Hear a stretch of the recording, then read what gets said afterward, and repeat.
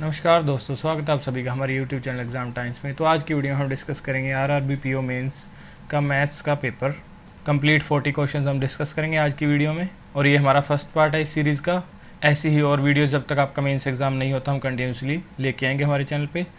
तो उन वीडियोज़ के अपडेट के लिए सब्सक्राइब कर लीजिए हमारे चैनल को। तो चलिए अब फर्स्ट क्वेश्चन देखते हैं हमारा।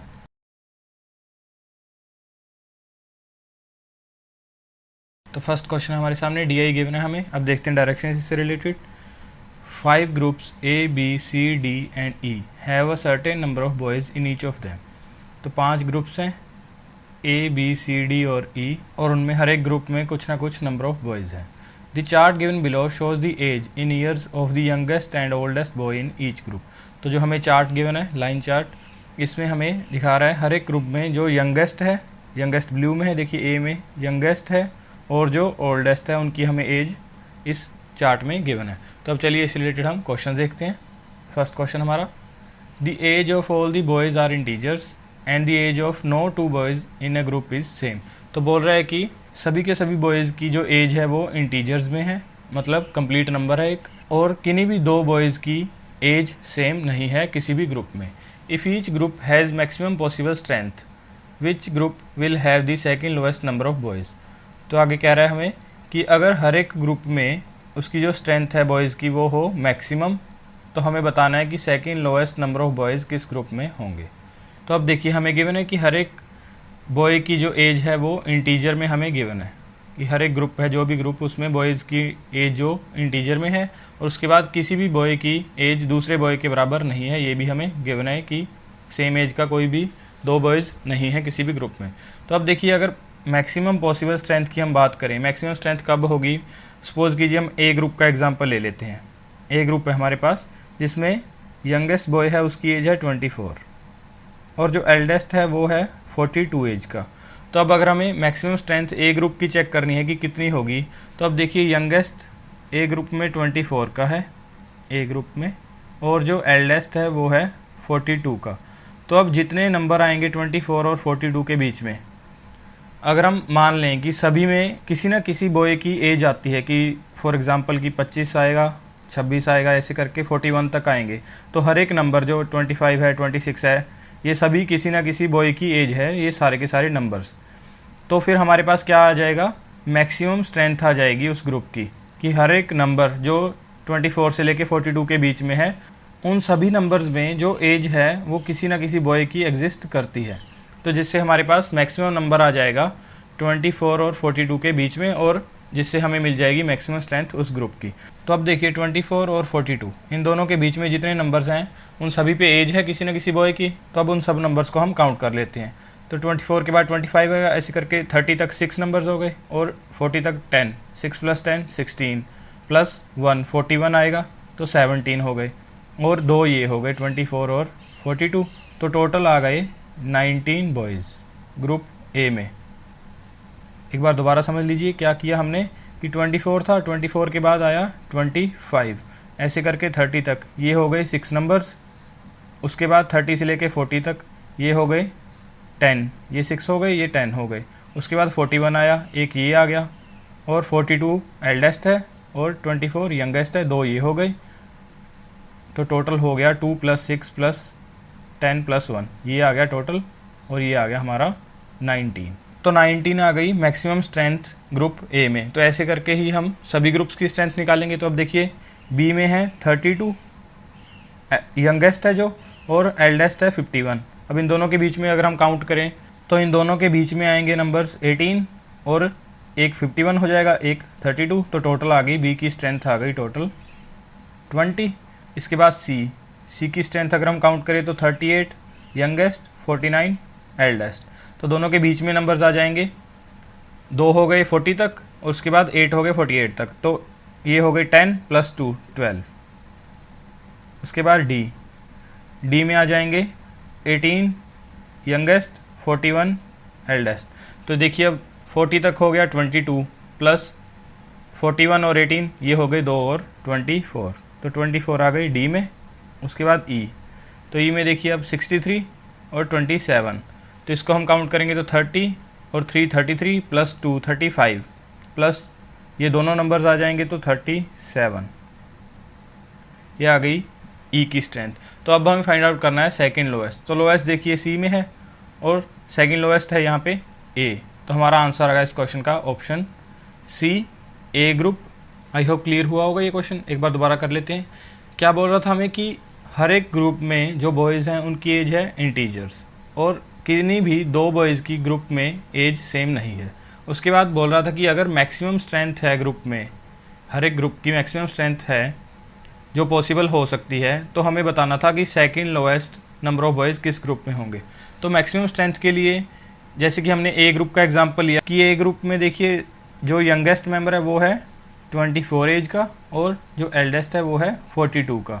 तो अब अगर मैक्सिमम स्ट्रेंथ हमें निकालनी है ए ग्रुप में, तो हमें जो 24 और 42 के बीच में नंबर्स हैं सभी पे एक एक बॉय की एज चाहिए होगी। तो हमने मान लिया कि सभी पे एक एक बॉय की एज है, कि ऐसे बॉयज़ हैं ग्रुप में कि जिनका एज नंबर 24 से 42 के बीच में आ रहा है हर एक नंबर। तो फिर हमने डिफरेंस लिया 42 और 24 का, तो इनके बीच में नंबर आए हमारे पास 17 और ये दोनों नंबर्स हमने काउंट किए तो टोटल हो गया 19 और 19 आ गई स्ट्रेंथ ग्रुप ए की। उसके बाद इसी तरीके से हमने बी की, सी की और डी की और ई की काउंट की मैक्सिमम स्ट्रेंथ, और हमें फाइंड आउट करना सेकंड लोएस्ट। तो सेकंड लोएस्ट आ गया ए ग्रुप और हमारा आंसर इस क्वेश्चन का। तो चलिए अब सेकंड क्वेश्चन देखते हैं। हमारा सेकंड क्वेश्चन है in group E the age of all the boys is in arithmetic progression. तो बोल रहा है कि ग्रुप ई है जो, उसमें सभी बॉयज़ की एज अर्थमेटिक प्रोग्रेशन में है।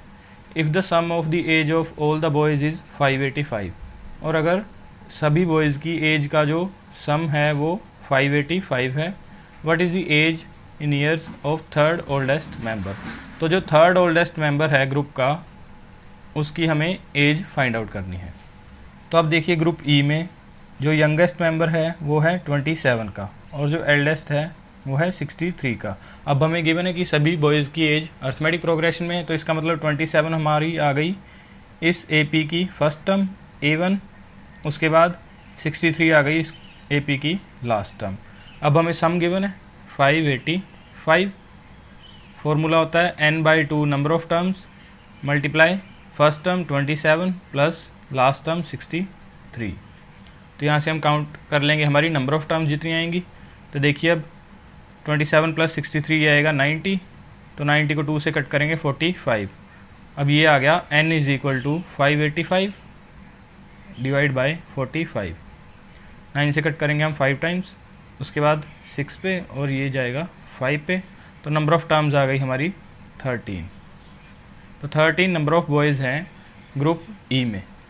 और उसके बाद हमें फाइंड आउट करना है कि जो थर्ड ओल्डेस्ट है उसकी एज क्या होगी। तो अब देखिए थर्ड ओल्डेस्ट की फाइंड आउट करने के लिए हमें कॉमन डिफरेंस भी चाहिए इस AP का। तो कॉमन डिफरेंस हम फाइंड आउट करते हैं। तो देखिए अब तो लास्ट टर्म हमें पता है इस AP की वो है 63, ये इक्वल होगा 27A प्लस n-1, n है 13, तो 13 - 1 12 मल्टीप्लाई D। तो अब 63 में से 27 को सब्ट्रैक्ट करेंगे तो 12D आ गया हमारा 36। तो D की वैल्यू आ गई यहाँ से 3, तो D आ गया हमारा 3।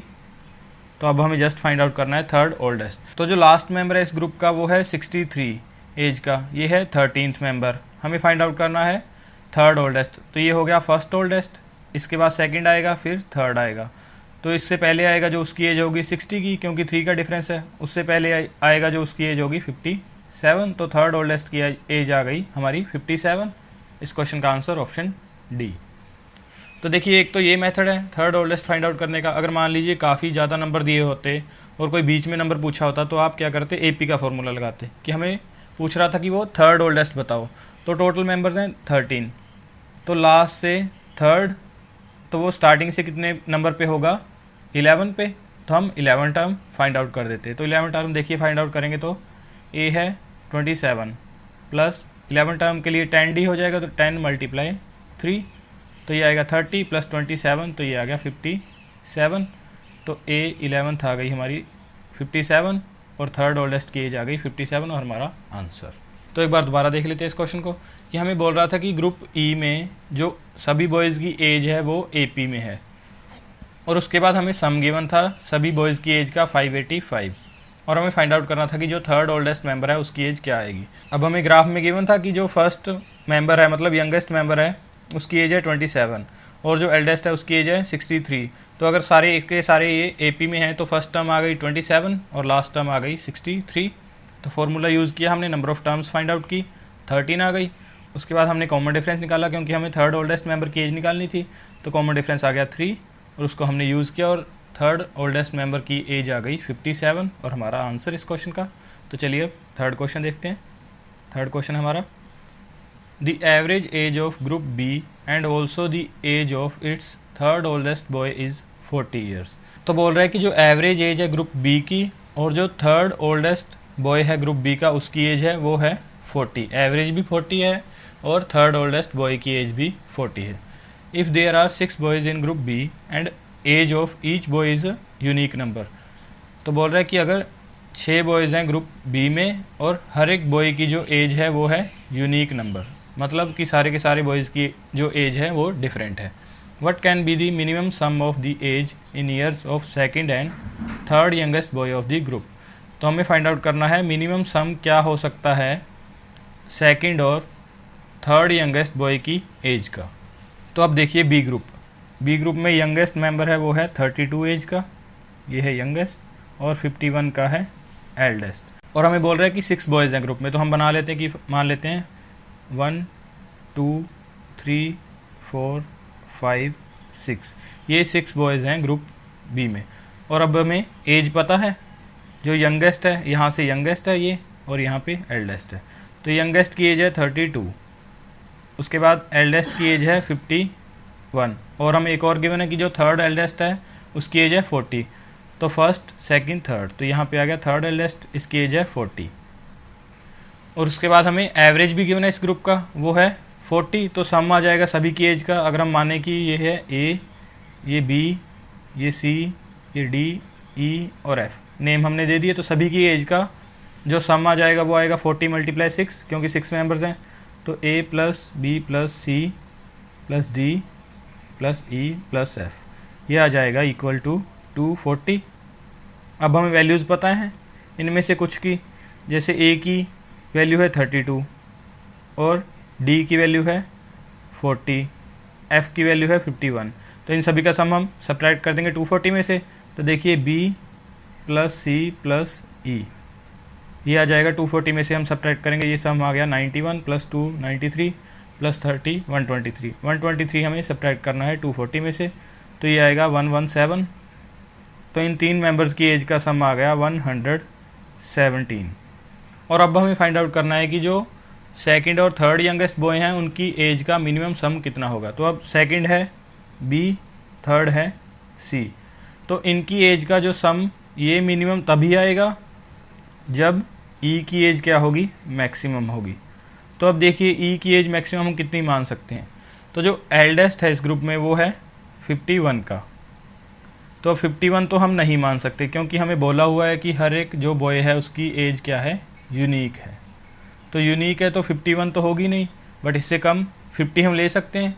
पॉइंट्स में हम नहीं ले सकते क्योंकि सभी की एज इंटीजर में भी गिवन है, देखिए यूनिक इंटीजर बोला हुआ है, तो पॉइंट वाली एज भी नहीं आएगी।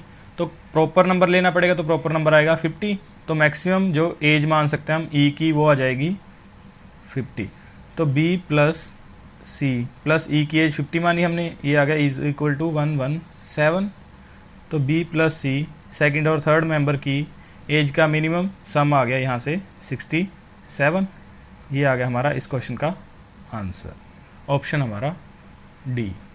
तो एक बार दोबारा देख लीजिए क्विकली, क्या बोल रहा था हमें कि एज ग्रुप बी में सभी की एवरेज एज वो है 40 और थर्ड ओल्डेस्ट है उसकी भी एज है 40, ये हमें गिवन था।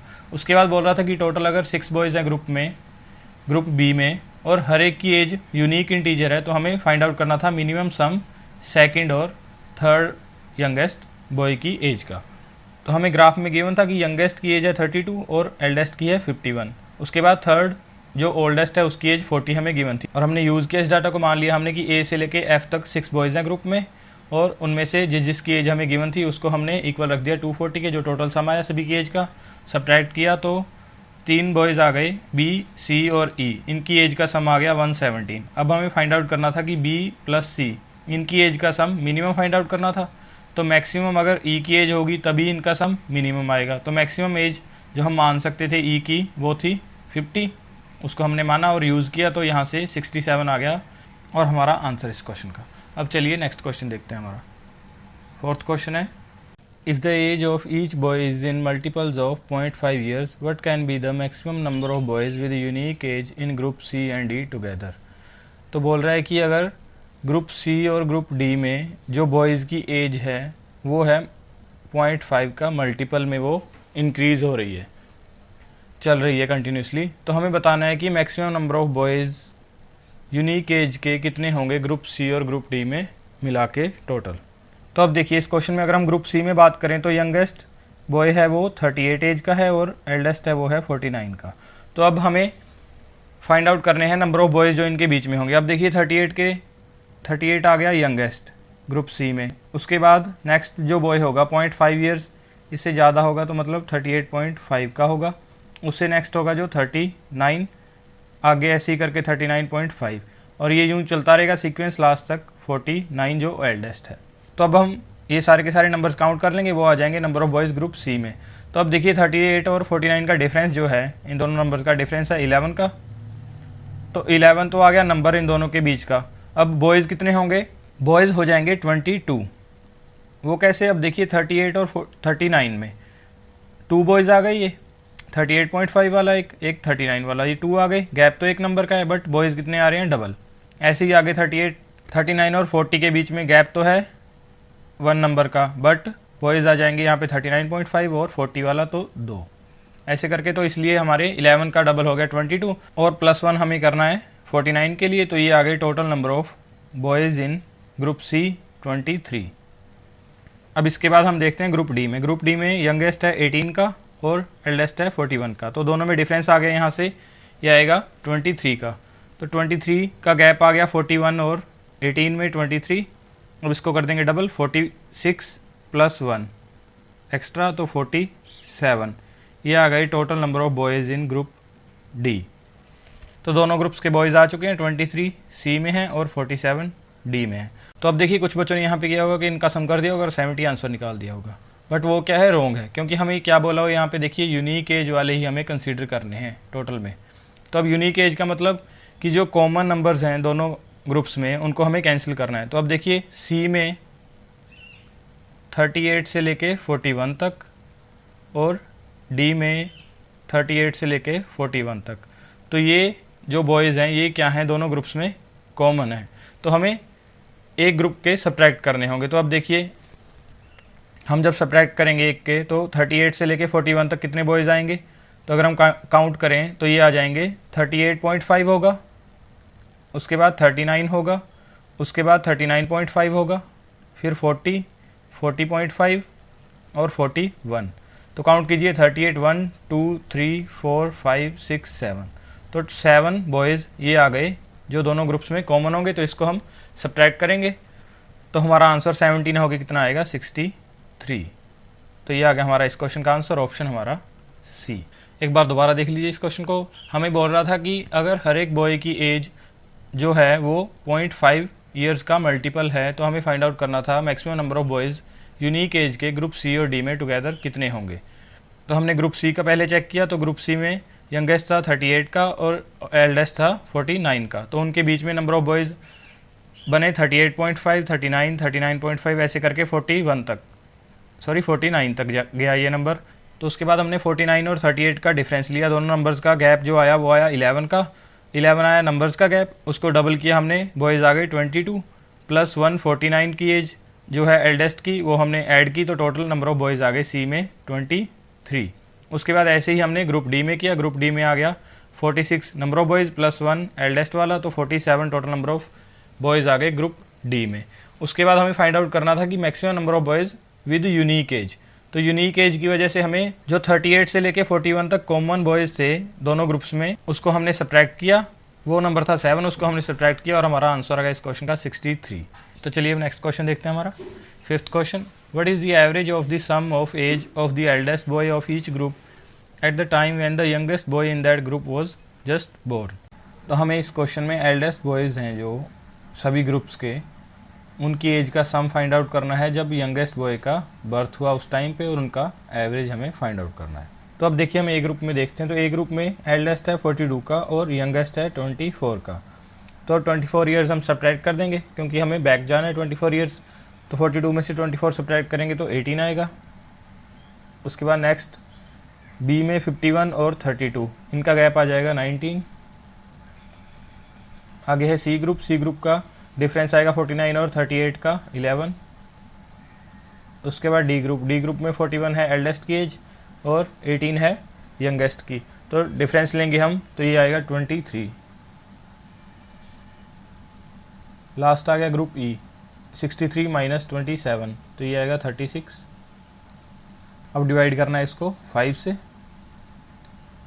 तो ये सम करेंगे हम 36 प्लस 23, तो ये आएगा 59 प्लस 11 70 प्लस 37 तो 107 डिवाइड बाई 5, 2 पे, उसके बाद 1 पे, तो 2 बचेगा, तो 4 पे 21.4 ईयर्स आ गई एवरेज एज। ऑप्शन हमारा ए और इस क्वेश्चन का आंसर। तो चलिए अब नेक्स्ट क्वेश्चन देखते हैं हमारा। तो 6th क्वेश्चन हमारा। तो देखिए अब यहाँ पे स्टेटमेंट काफ़ी बड़ी दी हुई है, तो हम क्या करेंगे साथ साथ में ही लिखते हुए चलेंगे जो भी हमें इन्फॉर्मेशन मिलती रहेगी। तो स्टार्ट करते हैं। A product is marked 50% above the cost price and sold at 20% discount. तो बोल रहा है कि कोई प्रोडक्ट है उसको 50% अबव कॉस्ट प्राइस से मार्क किया गया और बेचा गया उसको 20% डिस्काउंट पे। तो अब देखिए 50% का मतलब 1/2। तो अगर हम माने कि CP है 200 तो MP आ जाएगा इस प्रोडक्ट का 300। अब उसको सोल्ड किया गया है 20% डिस्काउंट पे, तो SP बन जाएगा 20% फाइंड आउट करेंगे 300 का, तो ये आएगा 60, तो 240 आ गया SP। If the cost price and mark price are increase by 20% and 25% respectively. तो आगे बोल रहा है कि कॉस्ट प्राइस और मार्क प्राइस को इंक्रीज कर दिया गया 20% और 25%। तो अब देखिए कॉस्ट प्राइस इंक्रीज किया गया है 20%, तो 200 का 20% हम फाइंड आउट करेंगे तो 40, तो ये आ जाएगा 240 नया कॉस्ट प्राइस। उसके बाद मार्क प्राइस को 25%, तो नया मार्क प्राइस आएगा 300 का 1/4 करेंगे 75, उसको ऐड करेंगे तो 375। अब आगे देखते हैं। And the product is sold at 20% discount, और प्रोडक्ट को बेचा गया 20% डिस्काउंट पे। तो अब देखिए 375 का 20% मतलब 1/5, तो 1/5 करें अगर हम 375 का यहाँ पे, तो 5 से कट करेंगे 7 पे, उसके बाद 5 पे, तो 75 आ गया। 75 हम सब्ट्रैक्ट करेंगे 375 में से, तो न्यू जो SP आएगा वो आएगा 300। आगे देखते हैं। The profit would have been 32 more. तो बोल रहा है कि कॉस्ट प्राइस को बढ़ा दिया जब 20% और मार्क प्राइस को बढ़ा दिया 25% और प्रोडक्ट को बेचा गया 20% डिस्काउंट पे, तो जो प्रॉफिट है वो बढ़ जाता है 32 रुपये। जो पहले प्रॉफिट हो रहा था और जो अब प्रॉफिट हो रहा है उनका गैप आ गया उन दोनों का 32। तो हमें फाइंड आउट करना है original selling price. Original selling price हमें फाइंड आउट करना है। तो अब देखिए जो प्रॉफिट होता है वो होता है CP और SP का गैप। तो पहले प्रॉफिट था जो 200 और 240 का गैप आया 40, और अब जो प्रॉफिट है वो है 240 और 300 का गैप, ये आया 60। तो इन दोनों का डिफरेंस 20 यूनिट्स, ये इक्वल है 32 के, और 1 यूनिट यहाँ से आ जाएगा 32/20। और अब हमें फाइंड आउट करना है ओरिजिनल सेलिंग प्राइस, वो है 240 यूनिट्स। तो यहाँ पे 240 से हम मल्टीप्लाई कर देंगे, कट करेंगे जब 20 से ये जाएगा 12 टाइम्स। तो अब जस्ट हमें 32 को 12 से मल्टीप्लाई करना है। तो देखिए 30 से करेंगे 360 प्लस 2 से करेंगे 24, तो 360 प्लस 24 384। ये आ गया हमारा इस क्वेश्चन का आंसर, ऑप्शन हमारा D।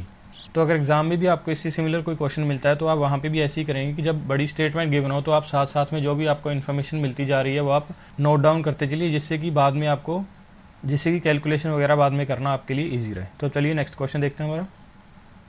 तो क्वान्टिटी वाला क्वेश्चन है। क्वान्टिटी 1 हमें गिवन है और क्वांटिटी 2, तो इन दोनों का कंपैरिजन करना है हमें, और इन पांचों ऑप्शन में से जो भी हमारा आंसर होगा उसको हम टिक कर देंगे। तो अब देखिए फर्स्ट देखते हैं। What sum of money when invested at 16.67% per annum compound interest will give an interest of ₹13,000 after 2 years. तो हमें सम निकालना है कितना होगा जब उसको इस रेट पे 16.67% CI पे इन्वेस्ट करेंगे और हमें इंटरेस्ट मिलेगा 13,000 2 साल के बाद। तो अब देखिए जो रेट हमें गिवन है 16.67%, तो रेशो होता है इसका 1/6। तो ये हो गया रेट और टाइम है हमारे पास 2 ईयर्स, तो हम लगाएंगे CI का फॉर्मूला, तो ये बन जाएगा 6 to 7 होगा फर्स्ट ईयर। उसके बाद सेकेंड ईयर के लिए भी इंक्रीज़ होगा 6 to 7। ये है हमारा प्रिंसिपल और ये हमारा अमाउंट। तो ये हो गया 36, यहाँ पे आ गया 49। अब इनका गैप CI होगा हमारा, वो है 13 यूनिट्स और किसके बराबर है वो 13,000 के, तो यहाँ से 1 यूनिट आ गया 1000, तो प्रिंसिपल आ जाएगा 36,000। तो हमारी फर्स्ट क्वांटिटी Q1 आ गई 36,000। अब सेकंड क्वांटिटी फाइंड आउट करते हैं हम। तो देखिए, a sum of ₹X invested at 12.5% per annum simple interest for 3 years gives an interest of 12,000, what is the value of X। तो अब हमें यहाँ पे भी प्रिंसिपल फाइंड आउट करना है, कितना होगा। हमें रेट गिवन है 12.5% और टाइम है 3 ईयर्स का और इंटरेस्ट बनता है 12,000। तो अब देखिए, हम फॉर्मूला लगाएं SI का, तो 12,000 simple interest is equal to principal P मान लेते हैं, मल्टीप्लाई रेट 12.5% का रेशो हो जाएगा 1/8 और टाइम लगता है 3 ईयर्स, तो कट करेंगे 3 से 4 टाइम्स और मल्टीप्लाई करेंगे तो यहाँ से P आ गया 32,000। तो 32,000 आ गई हमारी क्वांटिटी 2। तो कंपेयर किया तो हमने पता चला कि quantity 1 is greater than quantity 2, तो ऑप्शन हमारा ए और इस क्वेश्चन का आंसर। तो अब चलिए नेक्स्ट क्वेश्चन देखते हैं। 8th क्वेश्चन हमारा, तो हमें गिवन है क्वांटिटी 1 और क्वांटिटी 2। तो क्वांटिटी 2 की तो इस बार ही वैल्यू गिवन है हमें 3800 मिलीमीटर, तो जस्ट हमें क्वांटिटी 1 फाइंड आउट करनी है। तो देखिए, a wire of radius 3 millimetre is melted and recast into 40 solid cones of radius 18 millimetre and height 6 millimetre. तो बोल रहा है कि एक कोई वायर है 3 मिलीमीटर रेडियस की, उसको मेल्ट किया गया और उसको 40 सॉलिड कोन्स में कन्वर्ट किया गया और हर एक कोन की रेडियस हमें गिवन है 18 मिलीमीटर और हाइट है 6 millimetre. What is the length in millimetre of the wire if there is a loss of 25% of the material in the transformation process. तो हमें लेंथ फाइंड आउट करनी है जो वायर की होगी अगर जो हमने रीकास्ट किया मेल्ट के बाद उसमें 25% मटेरियल का लॉस हो गया उस प्रोसेस में। तो देखिए, अब जब वायर को कन्वर्ट किया गया कॉन्स में, तो जो वॉल्यूम होगी वो तो सेम रहेगी दोनों की। तो वॉल्यूम में देखें अगर हम, तो जो वायर है, वायर एक टाइप का सिलेंड्रिकल शेप होता है वायर का। तो अब देखिए, तो सिलेंडर की वॉल्यूम होती है πr² h। ये फार्मूला हम यूज़ करेंगे, ये इक्वल होगा जो कॉन्स बने हैं उनकी वॉल्यूम के, वो होती है 1/3 πr² h। तो हम जो हमें डाटा गिवन है उसको हम यूज़ कर लेते हैं। तो अब देखिए, तो हमें रेडियस गिवन है वायर की 3 मिलीमीटर, तो पाई से कट जाएगा यहाँ पे, तो उसको यूज़ करने की हमें ज़रूरत नहीं है। तो अब डायरेक्ट हम रेडियस लिखेंगे, तो रेडियस है 3 मिलीमीटर, रेडियस का स्क्वायर आएगा 9 मल्टीप्लाई h। यहाँ पे जो लेंथ हमने फाइंड आउट करनी है वो हम मान लेते हैं, तो h। अब ये देखिए, ये वॉल्यूम आ गई टोटल। अब इसमें से 25% का तो लॉस हो गया, तो इसका हो जाएगा 3/4, जिसमें से कॉन्स बनाए गए, ये इक्वल होगा 1/3। रेडियस है कॉन्स की 18, तो 18 का स्क्वायर 18 मल्टीप्लाई 18 कर देंगे और h है, हाइट है सभी कॉन्स की 6 और टोटल नंबर ऑफ कॉन्स है 40, तो उससे 40 से मल्टीप्लाई कर देंगे। तो अब कट करते हैं हम। तो देखिए, 9 से 18 डबल है तो ये कट गया। उसके बाद 3 से कट करेंगे 6 को तो 2 टाइम्स, और उसके बाद यहाँ से 3 से कट करेंगे 18 को तो 6 टाइम्स। तो जस्ट अब हमें मल्टीप्लिकेशन करनी है। h इज़ इक्वल टू, तो 4 से करेंगे 2 को 8, 48, 96 को 4 से करेंगे तो 384। तो जो लेंथ आ गई वायर की वो है 3840 मिलीमीटर। तो ये आ गई हमारी क्वांटिटी 1 और क्वांटिटी 2 है 3800। तो मतलब quantity 1 is greater than quantity 2, option हमारा ए और इस क्वेश्चन का आंसर। नेक्स्ट क्वेश्चन पे चलते हैं अब हम। 9th question, A and B sell their products at the same selling price. A और बी दोनों अपने प्रोडक्ट्स को सेम सेलिंग प्राइस पे बेचते हैं। A calculate his profit on cost price. A अपना प्रॉफिट कैलकुलेट करता है कॉस्ट प्राइस पे, while B calculate his profit on selling price. और बी अपना प्रॉफिट जो कैलकुलेट करता है वो सेलिंग प्राइस पे करता है। If the difference between their actual profit is ₹170 and both claim to have 20% profit, what is the selling price of each. तो आगे बोल रहे हैं हमें कि जो डिफरेंस है उनके प्रॉफिट्स का वो है 170 और दोनों को प्रॉफिट हुआ 20% का। तो हमें फाइंड आउट करना है सेलिंग प्राइस कितना होगा प्रोडक्ट का। तो सॉल्व करते हैं इस क्वेश्चन को। आप देखिए, ए अपना जो प्रॉफिट है वो कैलकुलेट करता है कॉस्ट प्राइस पे, तो CP और SP 20% का प्रॉफिट है, मतलब 1/5। तो 5 अगर CP है तो 1 ऐड करेंगे तो 5 CP A का और 6 हो जाएगा SP A के लिए। उसके बाद B के लिए ये 5 हो जाएगा SP, क्योंकि वो सेलिंग प्राइस पे कैलकुलेट करता है। तो 5 अगर SP है A के लिए, B के लिए सॉरी, तो उसका CP हो जाएगा 4, 1 माइनस कर देंगे। और अब हमें गिवन है कि दोनों का जो सेलिंग प्राइस है प्रोडक्ट का, जो सोल्ड किया उन्होंने, वो है सेम। तो सेम कर देते हैं दोनों के सेलिंग प्राइस। तो सेलिंग प्राइस को सेम करने के लिए मल्टीप्लाई करेंगे 5 से यहाँ पे, और यहाँ पे 6 से। तो ये भी मल्टीप्लाई हो जाएगा 5 से CP, और इसका भी 6 से मल्टीप्लाई हो जाएगा। तो ये बनेगा 25 और 30। B के लिए बनेगा 24 और 30। और अब हमें गिवन है कि जो एक्चुअल प्रॉफिट का डिफरेंस है उनका है 170। तो A के लिए प्रॉफिट है 5 और B के लिए है 6। तो दोनों का गैप कितना है, 1 यूनिट। ये इक्वल है 170 के। फाइंड करना है हमने सेलिंग प्राइस, तो 30 यूनिट्स हमने फाइंड आउट करना है। तो जस्ट 30 से 170 को मल्टीप्लाई कर देंगे, ये आएगा 5100। और इस क्वेश्चन का हमारा answer option D. Next question चलते हैं अब हम। तो DI गिवन है हमें, डायरेक्शंस देखते हैं। The member of 4 groups A, B, C and D are trained in exactly one of 3 activities, acting, singing और डांसिंग। तो 4 ग्रुप्स हैं हमारे पास और मेंबर्स हैं उनके, वो एक न एक एक्टिविटी में ट्रेंड हैं। वो कौन कौन सी हैं? एक्टिंग हो सकती है, सिंगिंग हो सकती है और डांसिंग हो सकती है। The chart given below shows the number of actors, singers and dancers in ABCD। तो जो 4 ग्रुप्स हैं उनमें हमें जितने एक्टर्स हैं, सिंगर्स हैं और डांसर्स हैं वो हमें इस चार्ट में गिवन है। तो चलिए अब इस रिलेटेड क्वेश्चन देखते हैं। फर्स्ट क्वेश्चन हमारा, what is the difference between total number of actors and singers in all the 4 groups together. तो हमें डिफरेंस फाइंड आउट करना है जो टोटल नंबर ऑफ एक्टर्स हैं और सिंगर्स हैं चारों ग्रुप्स में उनका। तो देखिए एक्टर्स ब्लू में तो 220 प्लस 235 प्लस 205 प्लस 230, ये हमें ऐड करना है। तो देखिए 220 और 230 इनको ऐड करेंगे तो ये बन जाएगा 450। तो एक्टर्स आ गए 450 प्लस बाकी दोनों को ऐड कर लेते हैं हम, 235 प्लस 205, तो 240 प्लस 200, तो ये बन गया 440। तो यहाँ से टोटल आ गया 890 एक्टर्स चारों ग्रुप्स में। अब इसके बाद हमें सिंगर्स कैलकुलेट करने हैं टोटल। तो उसके लिए देखिए सिंगर्स आ जाएंगे 235 और 225, इन दोनों को ऐड करेंगे हम। 240 प्लस 20 260 प्लस 200, तो 460 आ गए यहाँ से, प्लस 215 प्लस 190, तो 215 को 210 मानेंगे तो 190 ऐड करेंगे 400 प्लस 5 एक्स्ट्रा है तो 405 टोटल आया।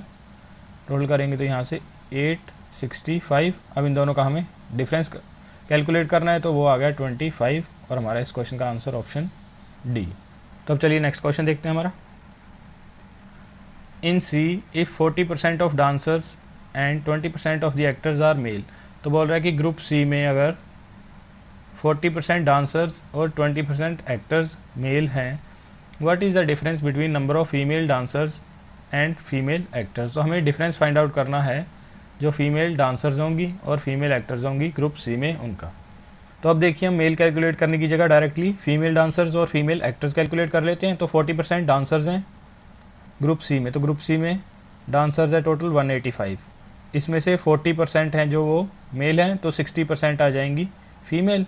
तो देखिए 185 का हमें 60% मतलब 3/5, तो कट करेंगे 3 पे और 7 पे, तो 37 को 3 से करेंगे 111, ये आ गई total female dancers group C में। उसके बाद फीमेल एक्टर्स, तो एक्टर्स हैं टोटल 205 और इसमें से 20% हैं मेल और 80% आ जाएंगी अब फीमेल। तो 205 का 4/5, तो 5 से कट करेंगे 41 और 41 को 4 से करेंगे तो ये आ जाएगा 164। अब इन दोनों का हमें डिफरेंस कैलकुलेट करना है। तो देखिए 3 और 5, 53 आ गया हमारा इस क्वेश्चन का आंसर ऑप्शन ई। तो ऐसे क्वेश्चंस अगर आपको एग्जाम में आते हैं तो डायरेक्टली जो हमें पूछा गया है उसी पे आप कंसंट्रेट करें, जिससे कि हमारा क्वेश्चन जल्दी से सॉल्व हो सके। अब चलिए नेक्स्ट क्वेश्चन देखते हैं। What is the average number of singers in B, C and D। तो हमें एवरेज फाइंड आउट करना है जो सिंगर्स हैं ग्रुप B, C और D में, उन तीनों का। तो देखिए ग्रुप B में जो सिंगर्स हैं वो हैं 225, ग्रुप C में 215 और ग्रुप D में 100 90, ये सिंगल्स। अब ऐड कर लेते हैं 225 प्लस 215, तो करेंगे 230, 240 और 440। 440 में 540 हो जाएगा, 540 में 90 ऐड करेंगे 630, तो 630 आ गया टोटल। डिवाइड करना है 3 से, तो ये आ गया 210।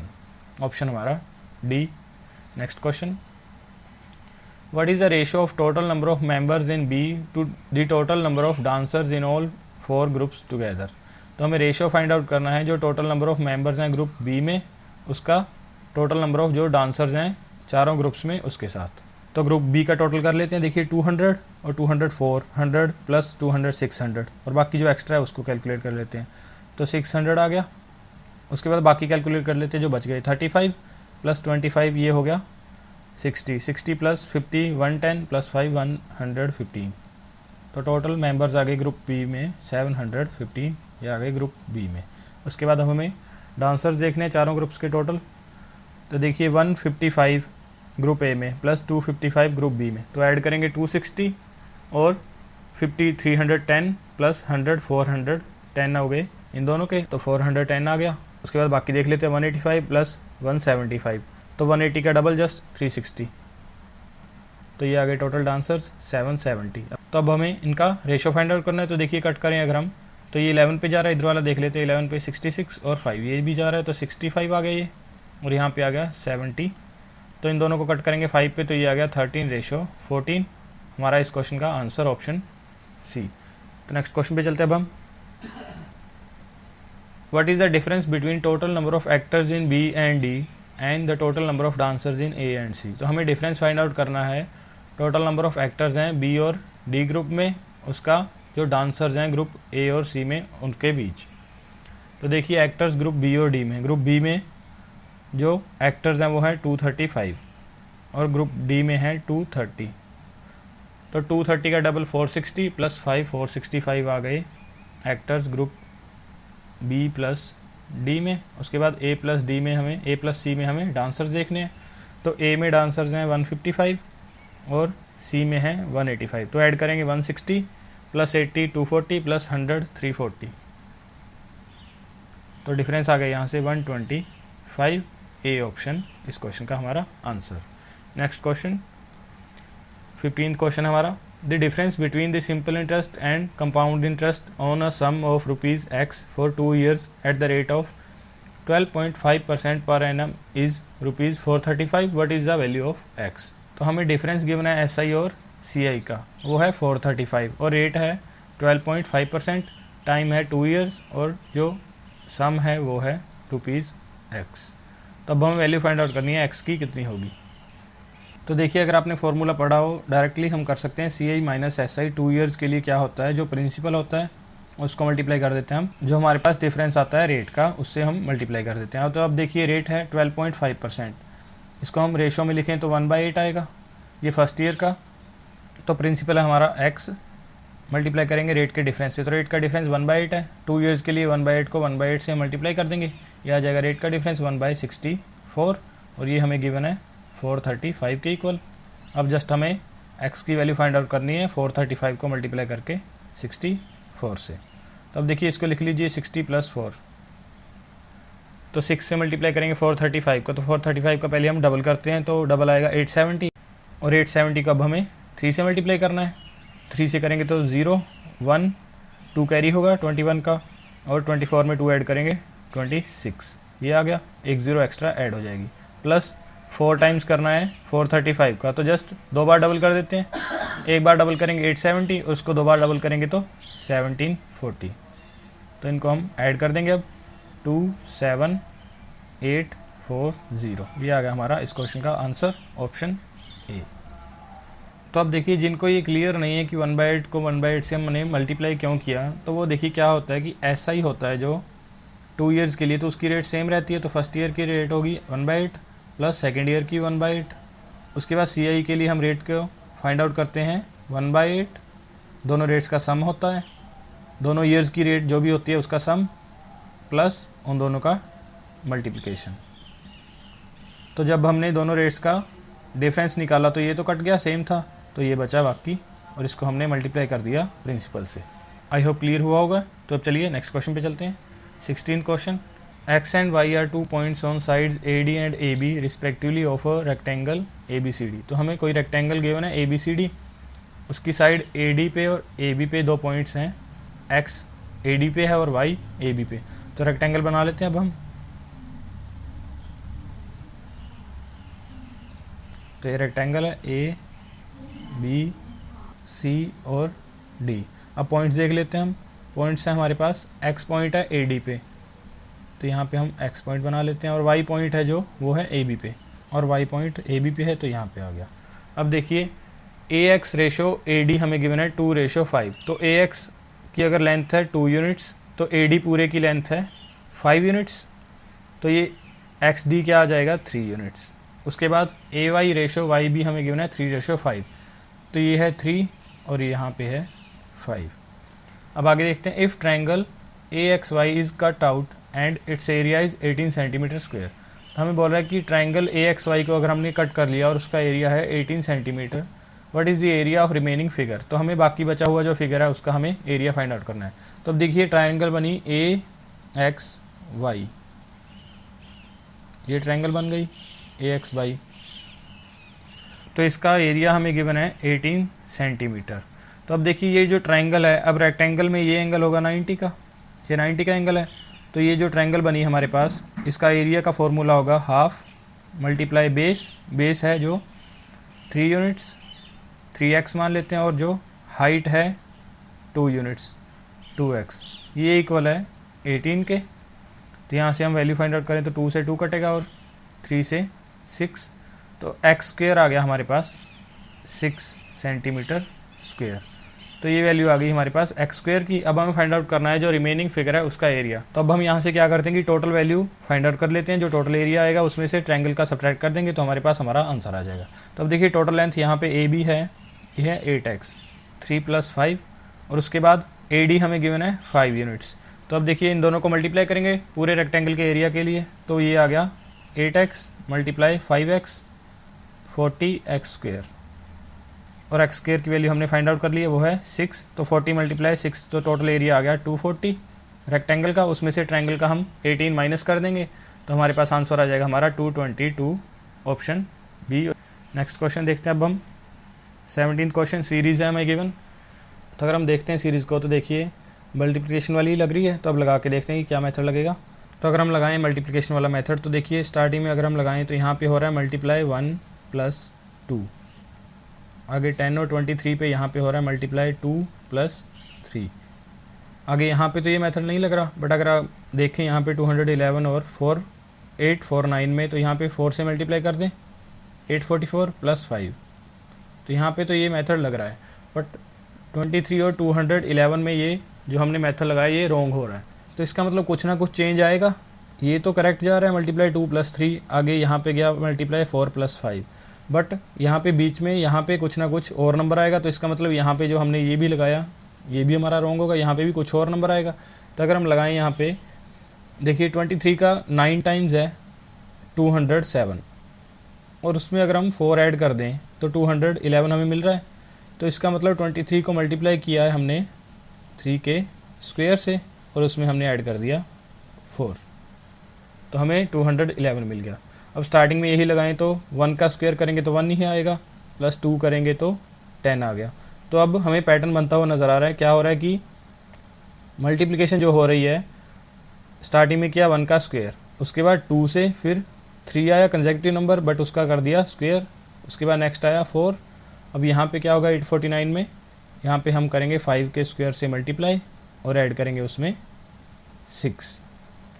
तो अब देखिए 5 का स्क्वायर 25 से मल्टीप्लाई करना है 849 का। तो अगर हम 850 को मल्टीप्लाई कर लें 25 से और उसमें से सब्ट्रैक्ट कर देंगे हम 25, तो देखिए करेंगे 0, 5 से करेंगे 125, 12 कैरी होगा, 25 को 8 से करेंगे 200 + 12 212, और सब्ट्रैक्ट करना है 25, तो ये आ जाएगा 21,225।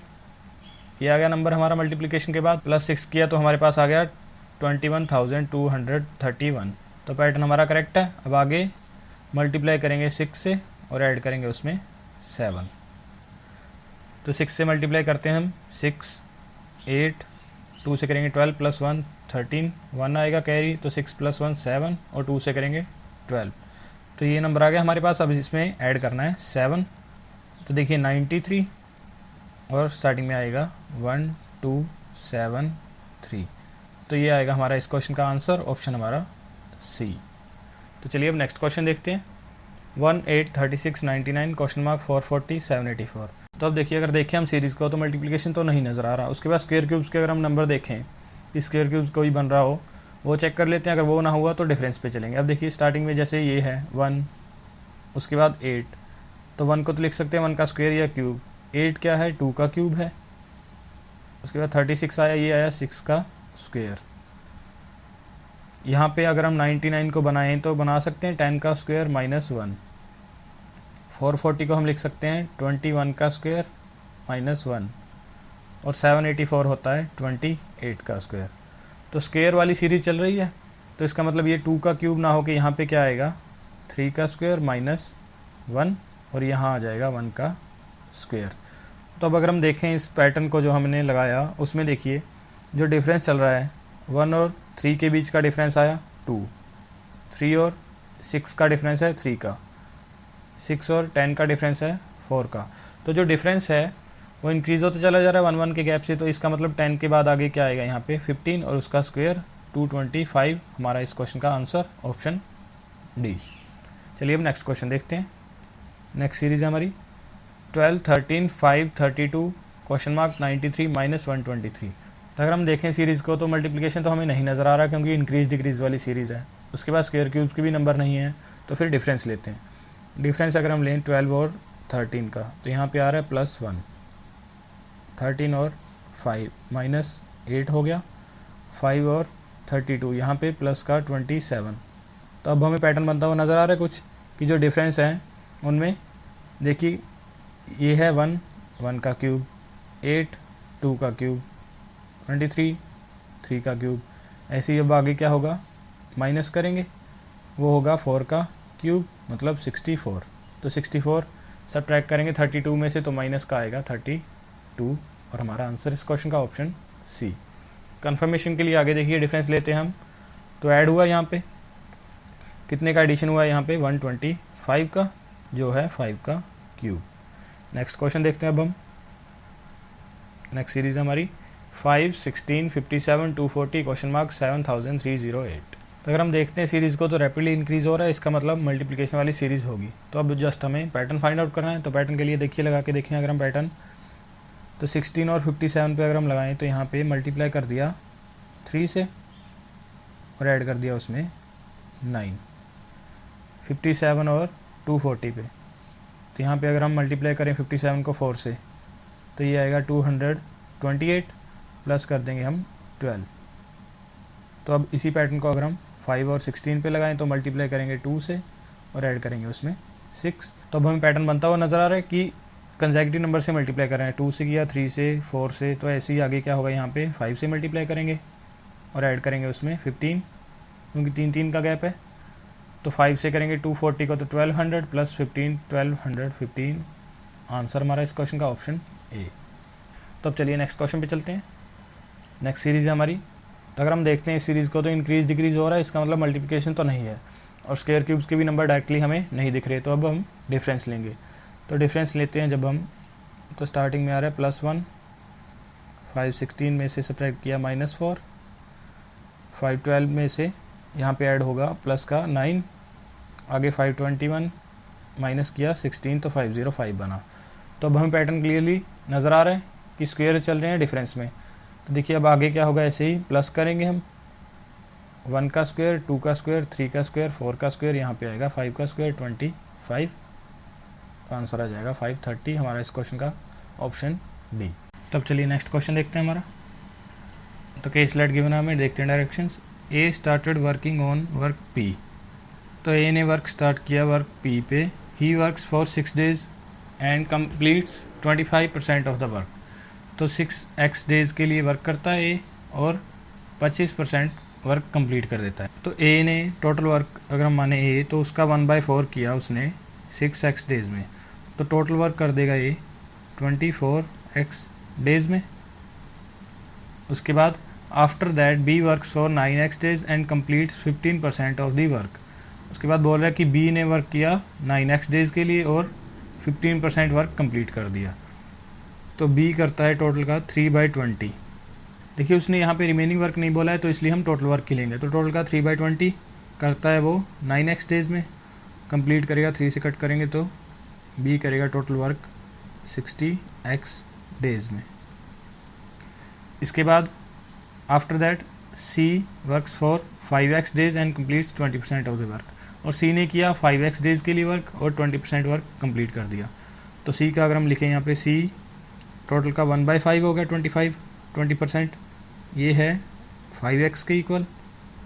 तो सी पूरा वर्क करेगा 25x डेज में। After that D works for 10x days and completes 10% of the work. और डी ने वर्क किया 10x डेज के लिए और 10% वर्क कंप्लीट कर दिया। तो डी का 1/10 वर्क कंप्लीट हुआ 10x डेज में, टोटल होगा 100x डेज में। At last E works for 8x days and completes the rest of the work. और बोल रहा है कि लास्ट में 8x डेज के लिए ई ने वर्क किया और जो रेस्ट वर्क था उसने कंप्लीट कर दिया। तो अब देखिए कितना वर्क हुआ, 25 + 15 40 + 20 60 + 10 70। तो 30% वर्क रह गया, ये किया ई ने। तो ई ने किया है टोटल का 3/10 8x डेज में। तो ई लेगा टोटल टाइम 80x/3 डेज। तो ये हमारे पास वैल्यूज़ आ गई डिफरेंट कि ए बी सी डी और ई कितने कितने दिन में पूरा वर्क करते हैं। तो अब हम इनकी एफिशिएंसी भी निकाल लेते हैं क्वेश्चन पे जाने से पहले। तो देखिए ए करता है 24x डेज में, बी 60x डेज लेता है, सी 25x days, D 100x days और ई 80/3x डेज। अब इनका हम टोटल वर्क निकाल लेते हैं।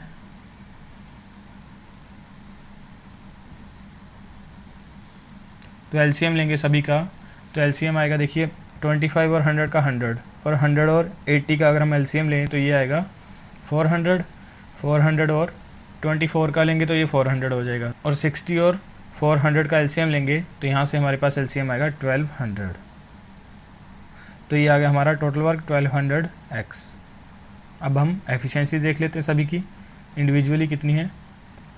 तो ए की एफिशिएंसी आ गई 50, बी की आ गई 20, सी की 48, डी की एफिशिएंसी आ गई 12 और ई की डिवाइड करेंगे 80 से तो 15 पे कट होगा तो ये आएगा 45। तो ये आ गई सभी की एफिशिएंसीज। अब हम देखते हैं क्वेश्चन इससे रिलेटेड। तो फर्स्ट क्वेश्चन हमारा, who among A B C D and E is the most efficient. तो हमें बताना है मोस्ट एफिशिएंट कौन सा है। तो देखिए सबसे ज़्यादा एफिशिएंसी किसकी है, ए की। तो हमारा आंसर होगा इस क्वेश्चन का ए।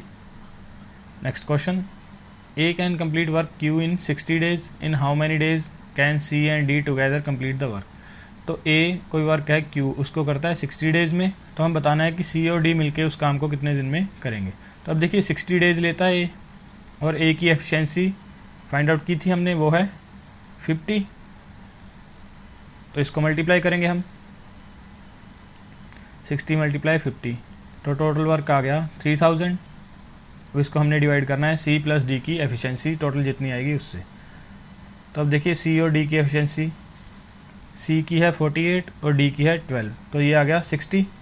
तो जस्ट हम 60 से डिवाइड करेंगे, कट करेंगे तो ये आएगा 50 और हमारा आंसर इस क्वेश्चन का ऑप्शन ए। नेक्स्ट क्वेश्चन पे चलते हैं अब हम। E can complete 80% of the work Y in 80 days. तो ई वर्क वाई का 80% 80 डेज में करता है। तो देखिए 80% करता है 80 डेज में, 1% 1 डे में। तो टोटल वर्क ई करेगा 100 डेज में। उसके बाद F is 50% more efficient than B and G is 40% less efficient than A. तो बोल रहा है कि एफ बी से 50% ज़्यादा एफिशिएंट है और जी ए से 40% लेस एफिशिएंट है। हम एफिशिएंसीज देख लेते हैं बी और सी की कितनी है। बी और ए की, बी की एफिशिएंसी है 20 और ए की है 50। तो इसको यूज़ करेंगे हम। अब बी की एफिशिएंसी 20 है और ए की है 50। तो अब देखिए एफ 50% ज़्यादा एफिशिएंट है तो एफ़ की एफिशिएंसी यहाँ से आएगी 50% ज़्यादा, मतलब 20 का 50% 10, तो एफ़ की एफिशिएंसी आ गई 30 और ए की एफिशिएंसी है 50, ए से जी है 40% कम एफिशिएंट, तो ए का 40% अगर हम फाइंड आउट करें तो 20 आएगा, तो जी की एफिशिएंसी यहाँ से आएगी 30। तो जी की एफिशिएंसी आ गई 30 और एफ़ की भी 30। आगे देखते हैं, F and G together work on work Y for 50 days, और एफ़ और जी अब मिलके वर्क वाई पे 50 डेज़ के लिए वर्क करते हैं एंड लेफ्ट द वर्क, और फिर वर्क छोड़ के चले जाते हैं। तो देखिए अब जो टोटल वर्क है वर्क वाई वो ई करता है 100 डेज़ में, तो अब 100 को मल्टीप्लाई कर देंगे हम ई की एफिशिएंसी से। ई की एफिशिएंसी हमारे पास 45, तो 45 से मल्टीप्लाई करेंगे हम तो ये आएगा 4500। ये है टोटल वर्क। इसमें से एफ़ और जी ने मिलके 50 डेज़ तक वर्क किया, तो टोटल एफिशिएंसी है एफ़ और जी की 60 मल्टीप्लाई 50, तो 3000 वर्क हो गया, बाकी बच गया 1500 वर्क। आगे देखते हैं अब हम, if the remaining work is done by D how many days does D work. तो बोल रहा है कि बाकी बचा हुआ काम डी ने किया, तो डी कितने दिन में वर्क करेगा। तो अब हमें जस्ट 1500 को डिवाइड करना है डी की एफिशिएंसी से। तो डी की एफिशिएंसी हमने निकाली हुई है, डी की एफिशिएंसी है हमारे पास ये रही 12, तो 12 से हमने अब 1500 को 12 से डिवाइड कर देंगे, तो कट करेंगे अगर हम 3 से तो 4 टाइम्स और यहाँ पे 5 टाइम्स, तो ये आ गया 125। आंसर हमारा इस क्वेश्चन का ऑप्शन डी। नेक्स्ट क्वेश्चन देखते हैं अब हम, if all of them together can complete work P in 300 days what is the value of x.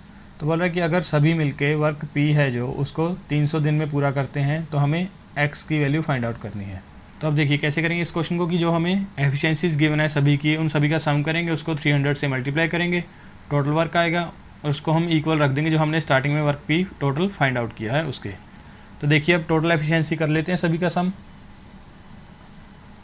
50 + 20 70 + 60 130 + 45 175, तो टोटल एफिशिएंसी आ गई हमारे पास 175।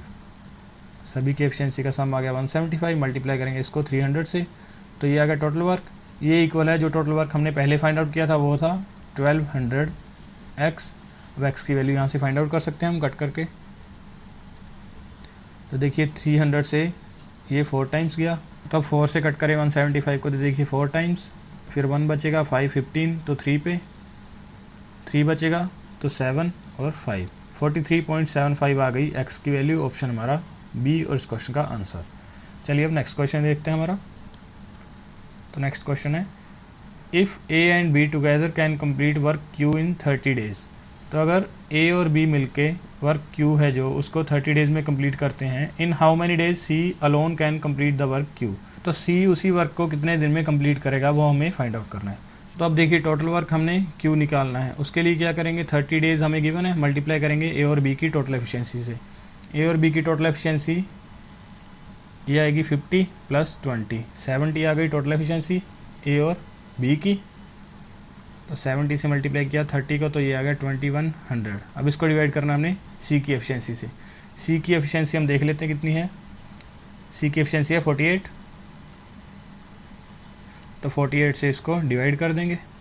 तो देखिए कट करें अगर हम 3 पे कट करें तो 16 और 7, 4 पे जाएगा तो 4 और यहाँ पे आएगा 1 पे, उसके बाद 7, तो 175। तो 175 को 4 से डिवाइड हमने पहले भी किया था, यह आया था 43.75। यह है हमारा इस क्वेश्चन का answer, option A. Next question पे चलते हैं अब हम।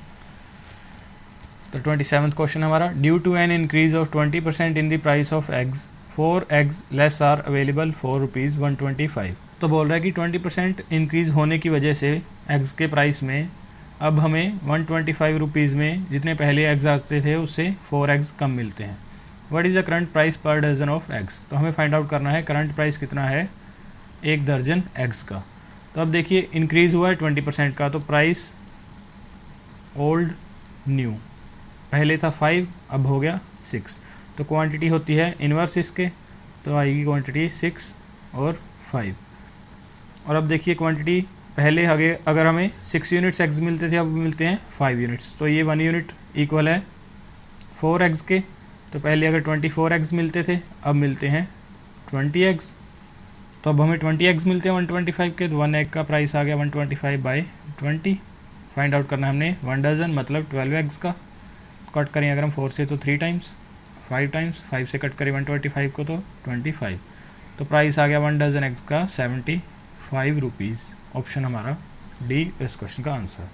नेक्स्ट क्वेश्चन देखते हैं अब हम। A and B, two boys who have certain amount of money in their piggy bank. तो दो बॉयज़ हैं ए और बी, उनके पास पिगी बैंक में कुछ मनी है। A puts ₹2 and ₹3 alternatively in that order for 11 days, while B puts ₹3 and 2 in that order for 15 days in their respective piggy banks।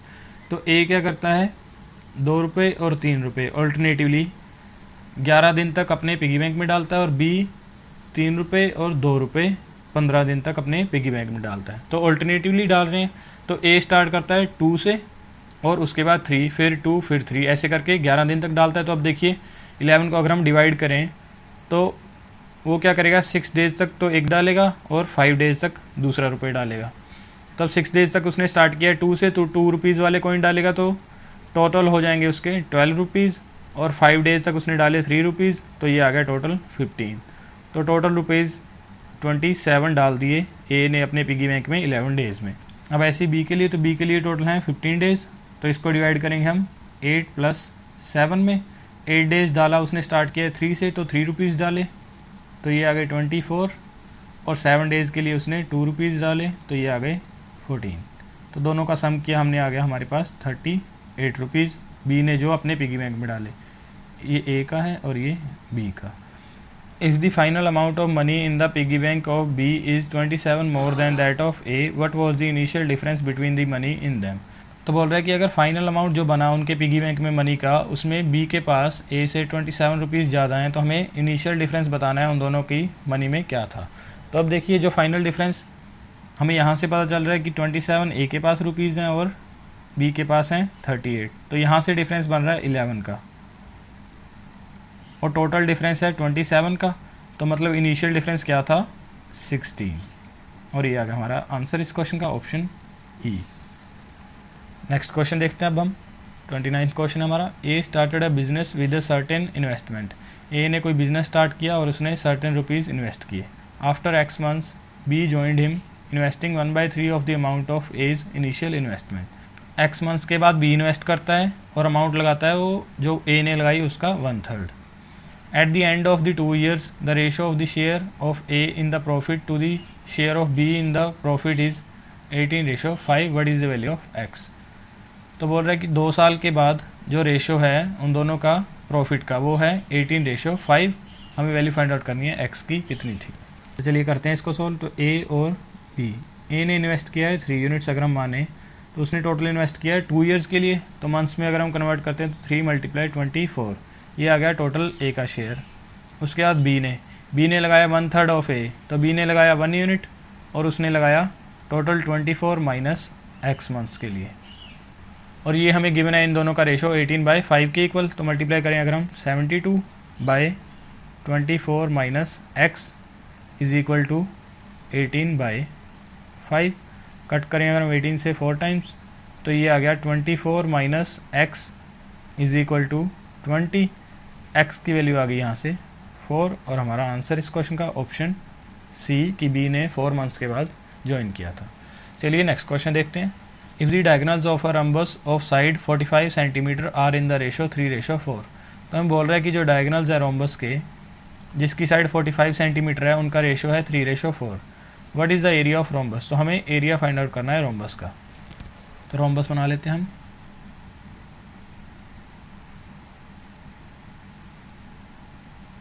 और diagonals हैं इसके,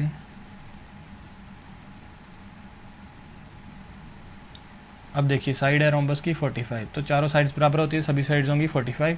उसके बाद हमें रेशो पता है डायगोनल्स का, वो है 3:4, तो ये रेशो गिवन है। तो अब देखिए रोम्बस की प्रॉपर्टी होती है कि उसके डायगोनल्स एक दूसरे को 90 डिग्री पे बाइसेक्ट करते हैं, तो यहाँ पे ये 90 डिग्री एंगल बनेगा, ये भी 90 डिग्री। तो देखिए 3 है तो यहाँ पे भी 3 आएगा, और 4 है तो यहाँ पे 4 आएगा।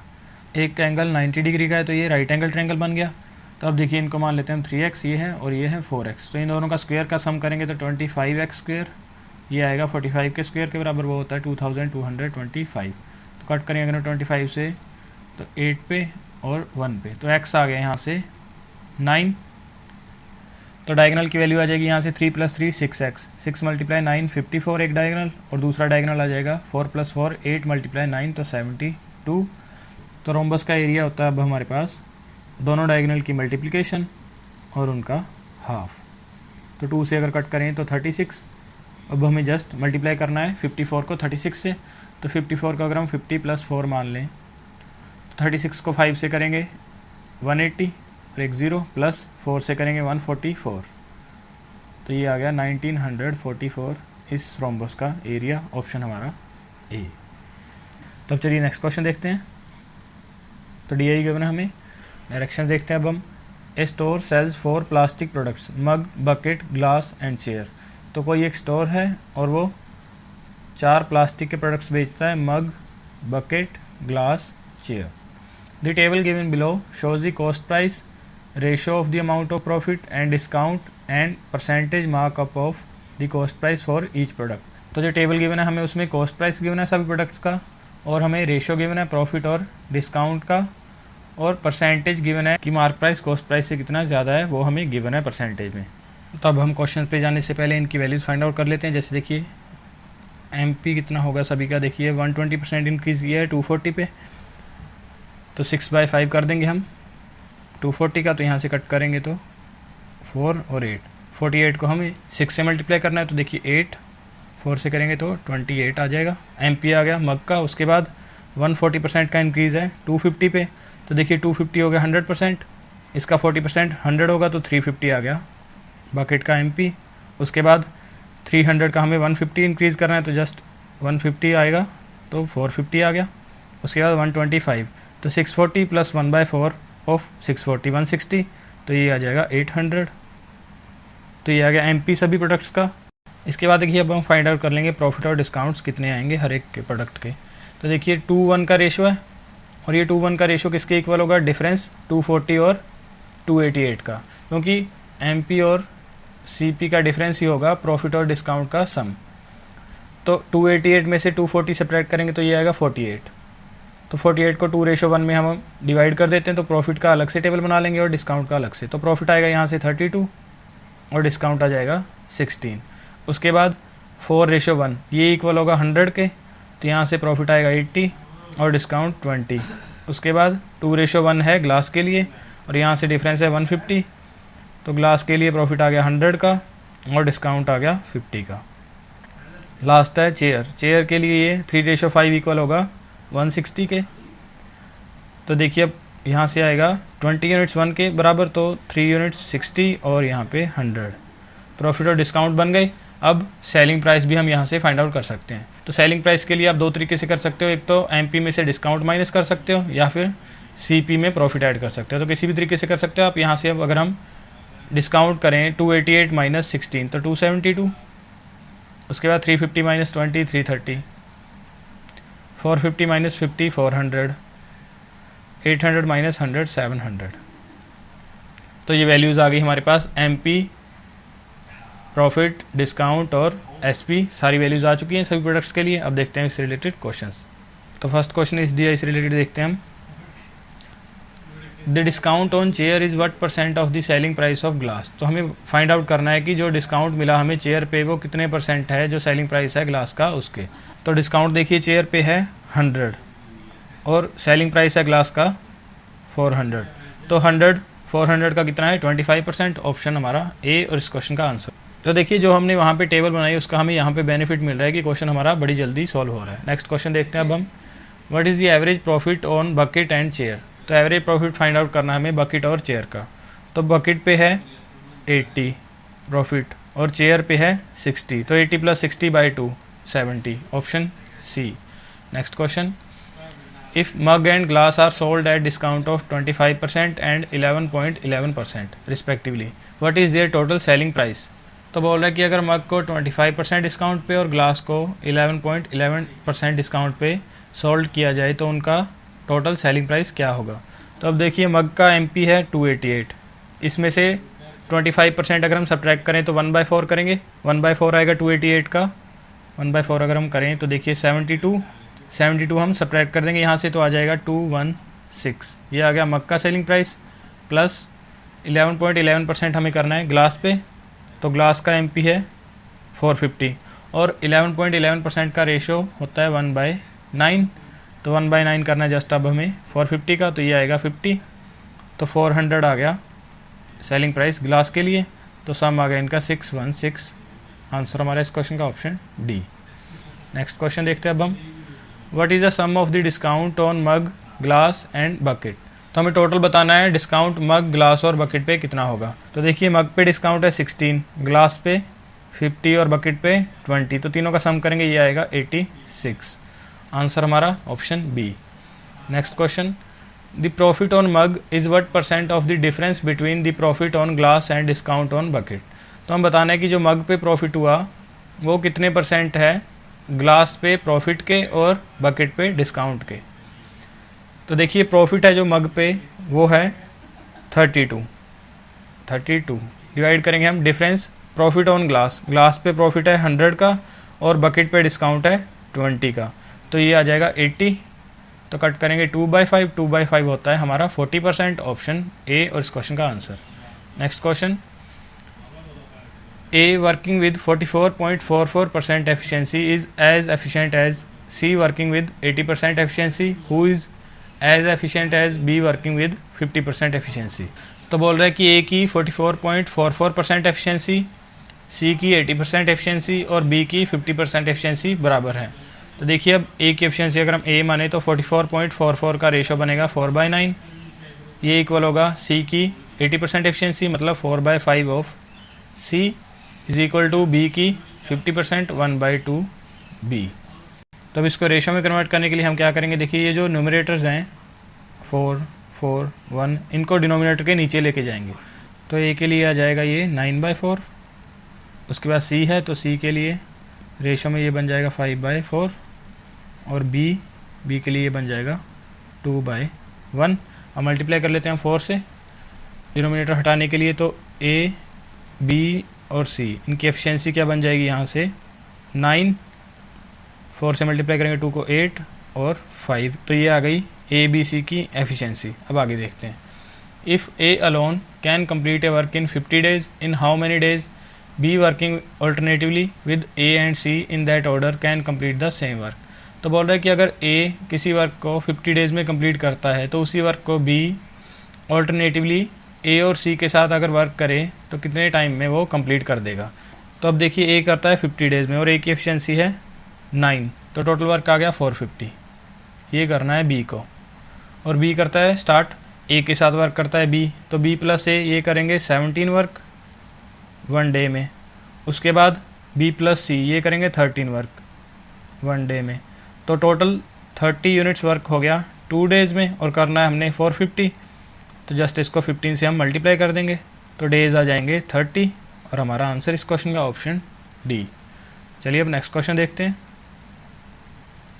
ए and B are 2 milk and water mixtures with 60% and 44% milk concentration respectively. तो बोल रहा है कि ए और बी दो मिक्सचर्स हैं मिल्क और वाटर के, उनमें ए में 60% मिल्क है और बी में 44% मिल्क है। If both are mixed in ratio X Y, तो एक्स रेशो वाई यहाँ पे x ratio y such that final mixture has 46% water, what is the value of x square plus y square। तो बोल रहे हैं आगे कि अगर दोनों मिक्सचर्स को मिक्स किया गया x रेशो y में और फाइनल मिक्सचर में 46% वाटर है, तो हमें फाइंड आउट करना है x square plus y square कितना होगा। तो अब देखिए a और b यहाँ पे मिक्सचर एलिगेशन का हम यूज़ करेंगे, a में 60% मिल्क है, b में 44%, और अब इन दोनों को मिक्स किया गया और टोटल में 46% है वाटर, तो मिल्क का जाएगा 54%। अब सब्ट्रैक्ट करेंगे तो यहाँ से 10 और 6, तो ये कटेगा तो ये आएगा 5:3 और ये रेशो है हमें x और y का, तो x की वैल्यू आ गई 5, y की आ गई 3, तो दोनों का स्क्वायर करके सम कर देंगे 25 + 9 34, हमारा इस क्वेश्चन का आंसर ऑप्शन ए। चलिए नेक्स्ट क्वेश्चन देखते हैं अब हम, the ratio of boys and girls in A class is 1:3। If the number of girls is reduced by 60 and that of boys is increased by 60, 28% of the students will be boys. What is the strength of the class? तो हमें एक class में boys और girls का ratio given है 1:3। आगे बोल रहा है कि अगर नंबर ऑफ़ गर्ल्स रिड्यूस कर दी जाएँ 60 से और बॉयज़ इंक्रीज़ कर दिए जाएँ 60 से, तो 28% जो स्टूडेंट्स हैं वो बॉयज़ रह जाते हैं टोटल का। तो हमें स्ट्रेंथ बतानी है क्लास की कितनी होगी। तो देखिए बॉयज़ और गर्ल्स का रेशो हमें गिवन है, x 1x मान लेते हैं बॉयज़ का है और 3x है गर्ल्स का। अब बॉयज़ इंक्रीज़ हुए हैं 60 तो +60 और गर्ल्स डिक्रीज़ हुआ है नंबर तो -60।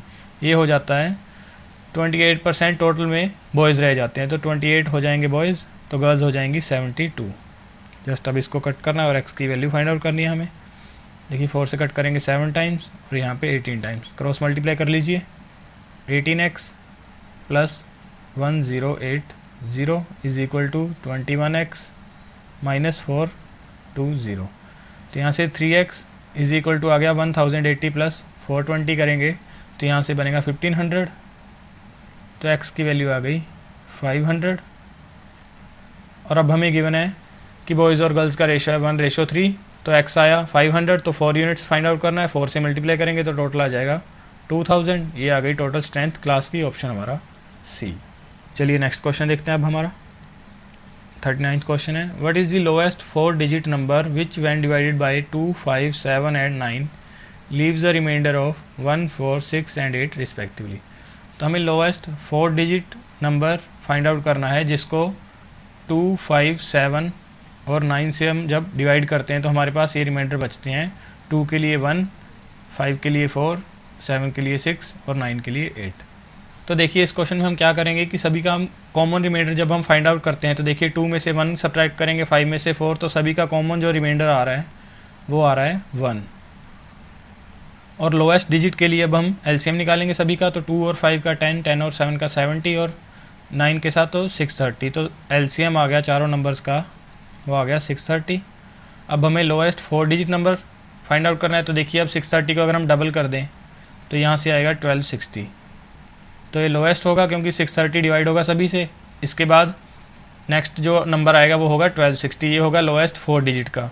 अब नंबर फाइंड आउट करने के लिए हम जो कॉमन रिमाइंडर है उसको सब्ट्रैक्ट कर देंगे इस पे से, तो ये आ गया हमारा लोएस्ट 4 डिजिट नंबर जो हमें फाइंड आउट करना है इस क्वेश्चन में, ऑप्शन हमारा बी और इसका आंसर। तो चलिए अब नेक्स्ट क्वेश्चन देखते हैं। हमारा लास्ट क्वेश्चन है हमारा 120 litres of mixture of milk and water contain 40% of water. तो बोल रहा है कि 120 लीटर जो मिक्सचर है मिल्क और वाटर का उसमें 40% वाटर है। तो यहाँ से वैल्यूज़ फाइंड आउट कर लेते हैं मिल्क और वाटर की। फर्स्ट मिक्सचर में देखिए टोटल का 40%, 120 का 40% आएगा 48 लीटर है वाटर और मिल्क हो जाएगा 72। उसके बाद सेकंड मिक्सचर देखते हैं अब हम। This mixture is added to 80 litre of another mixture of milk and water that contain 30% of water. तो दूसरा जो मिक्सचर है 80 लीटर का उसमें 30% वाटर है, तो वाटर हो जाएगा 24 और मिल्क हो जाएगा यहाँ से 56। अब इन दोनों को ऐड किया गया है तो टोटल आ गया यहाँ से 128 लीटर मिल्क आ गया और वाटर हो गया 72 लीटर। तो टोटल मिक्सचर आ गया 200 लीटर का।